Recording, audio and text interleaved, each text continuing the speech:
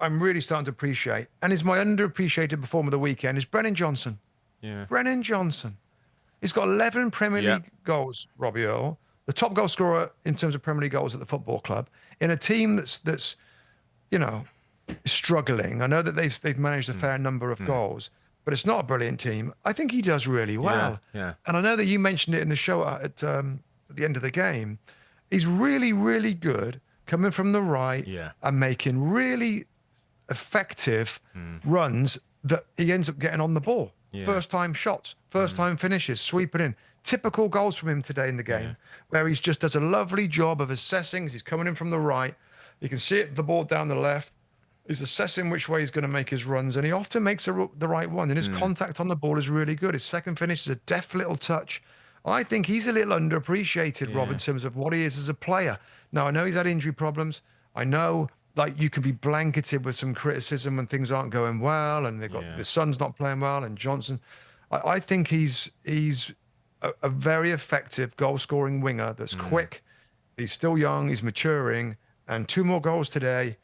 I think he deserves an underappreciated shout. Yeah, it's a really good shout. Because you remember, was it at some point last season where he actually came off social media because he felt he was getting a little bit of undue stick and was being affected by it a little bit. So he looks a young man who is still building his confidence, is still building his position as a Premier League player.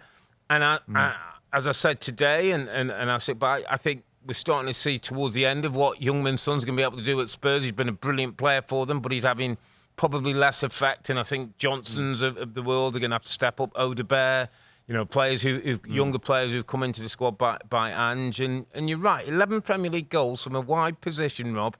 With game to go, and he didn't take the penalty today, which would have been possibly 12 if he'd got himself a hat trick, but was prepared to let Tell get the goal. I think it's a really good shout. And I think he could be a really important player for Spurs as they move forward.